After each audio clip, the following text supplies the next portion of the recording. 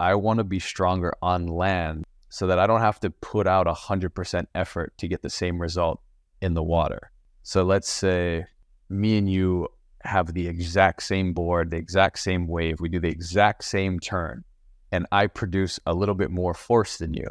In the competitive scenario, I would probably push more water and generate more speed. Now, if I'm producing that much more force with less effort, if you're giving whatever 100% and my 70% produces more than your 100%, I can do that over and over and over and over and not get taxed. If you're going 100% the whole time, one, technique starts to fall apart a little bit, right? Because you're giving everything you have instead of just being a little more relaxed and not being so, I gotta put everything I have into this turn.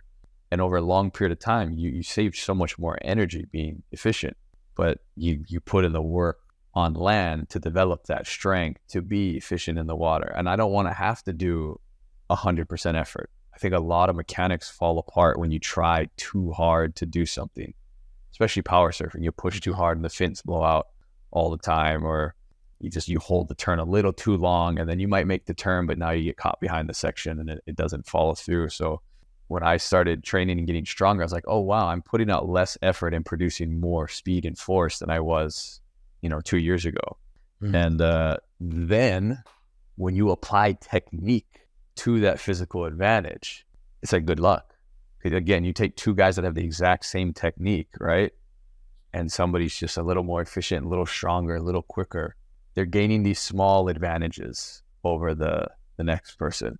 If we're just talking about free surfing, expressing yourself, whatever, then I don't think it matters as much.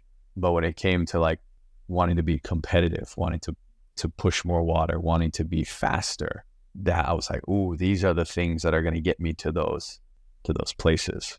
Well, I think even if you are free surfing, you want those things. You want to go faster. You want to get more spread. Yeah. So this is, I guess this is how you really got into the fitness side of things, is trying to explore how improving your just pure strength and your fitness is going to translate into the surf.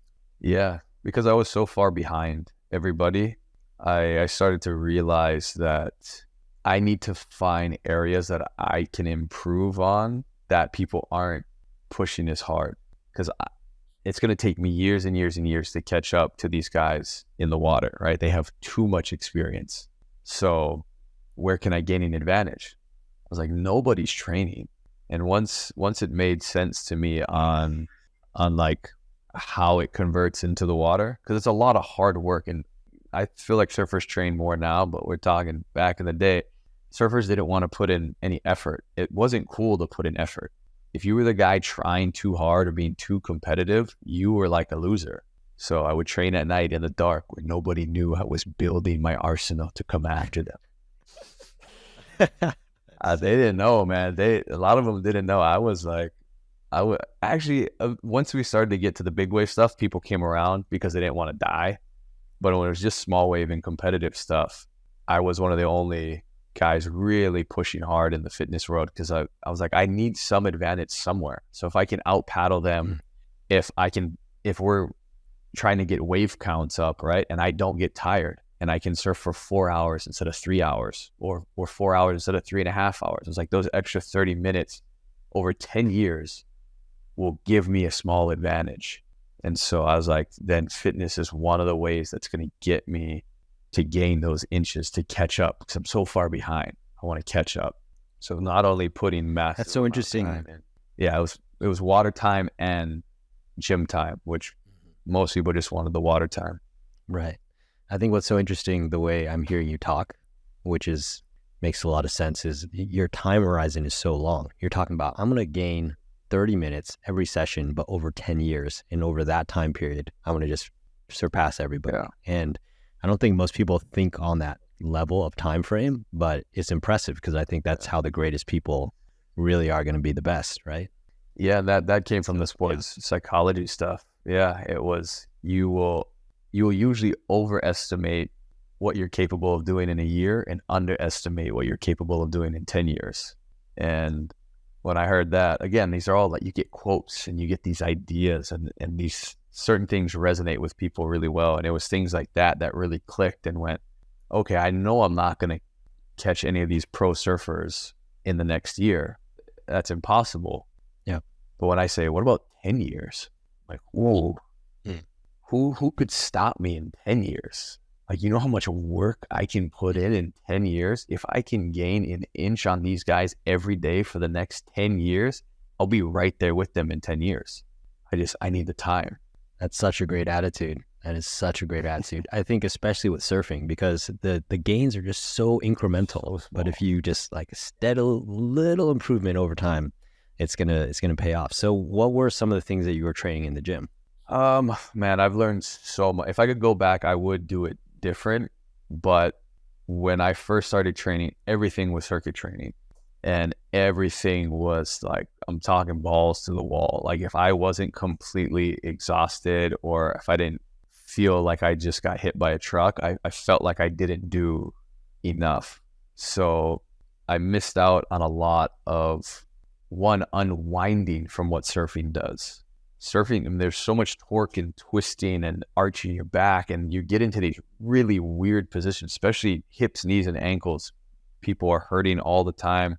I think you had talked about developing some shoulder problems from just, it's such a repetitive motion, right? You're not really doing the opposite. You never paddle for a wave doing a backstroke, but it's a good idea to unwind what you've wound up. But when I first started training, it was real military, real martial art style, where you're just grinding. But every circuit was a full body 3 times a week.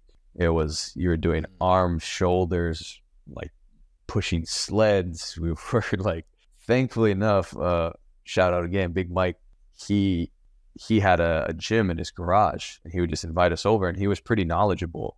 So he had all these toys, and like we weren't at, a 24-hour fitness, or we weren't at some global gym just trying to work in between bodybuilders. We had like our own setup with all functional training stuff. The thing is, it was too much doubling down on whatever the motion was in surfing, we tried to mimic in the gym. I think there's a time and a place for that, but you also have to unwind a lot of the winding up that surfing does, and then build strength and mobility and stuff on top of that. Because I work with a posture therapist now, and he's like, all right, so you got this V8 engine on you, right? Car runs great. You got good fuel in it. Fantastic. But the alignment's off on your front tire. He said, you can go a couple thousand miles, but eventually that tire is going to wear out. And then you can replace the tire. Except you're a human being, it's a lot harder to replace a joint and a muscle or ligament that just gets worn out.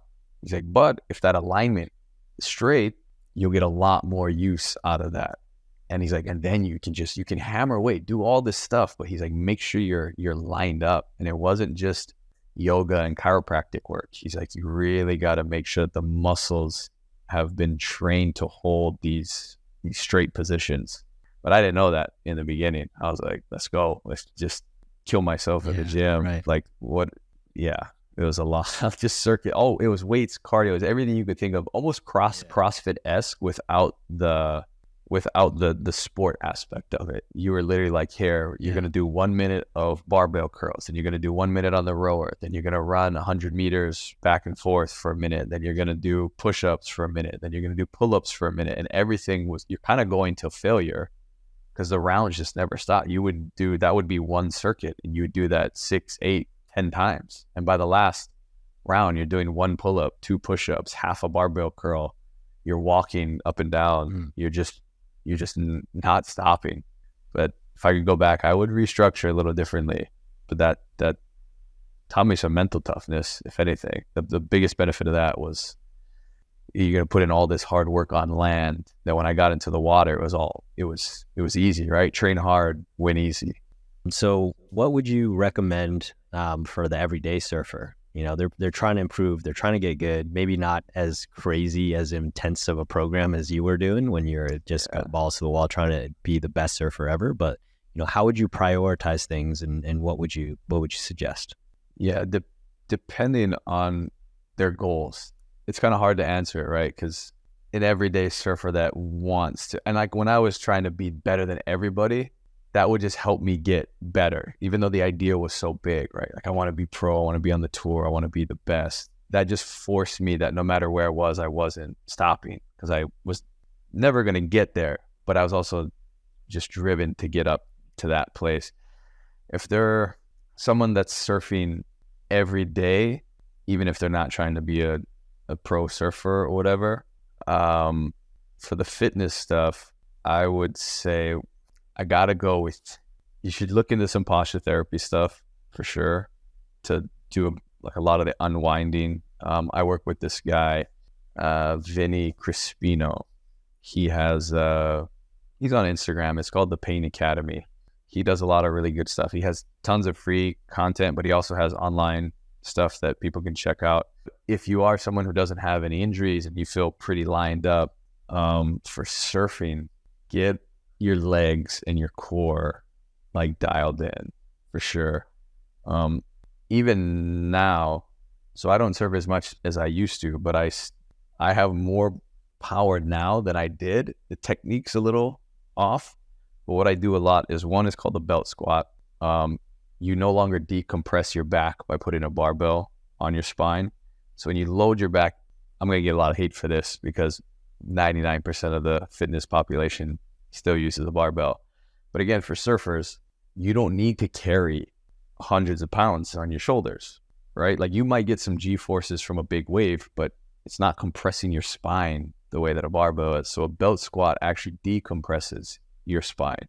It kind of looks like a dip belt. Some gyms will have it where the weight is centered right underneath you, and you're basically doing air squats, but you can add hundreds of pounds of weight to it. I do a modified one because the gym I'm at doesn't have it, where I use a landmine plate, put a barbell in it, and then I put a little dip belt on the other end. I have some stuff on my Instagram that doesn't give you the technique on how to do it, but you can see what the setup looks like. That and the trap bar deadlift, huge, because it involves your entire body for strength, and you're learning how to drive force from the ground, right? So if you're coming off those bottom turns to drive up, I would also do some split squats because it's good to work on stability. So like a Bulgarian split squat is one foot's elevated behind you, and then you're basically doing a lunge, but you're not moving forward. Those are really good for stability. Plus you're getting used to putting weight on one foot and then the other foot. And surfing is a lot of shifting that weight from foot to foot. And I'll throw some side lunges in there too, because if you do a deep side lunge, it looks exactly like a turn. Like all your weight will be on the foot that steps out to the side, and you're kind of just kick. You can even throw the hands too if you want it. Just do that. And then core work. Yeah. Core work for sure, but there's a difference between having abs and like a strong core. I hybrid both because I'm in Hollywood now and like the aesthetics matter, but having a strong core with stuff like, especially with surf stuff, I do a lot of, it's an oblique twist, but I love the landmine plate. So it'll be a barbell and you'll end up going side to side. I like that more than like a Mason twist or a Russian twist where people sit on the ground and do twists that way. And then I do a cable twist too. And what I like about the cable machine is, so if I'm holding the cable and I rotate out, as it's pulling me back, I'm resisting the machine.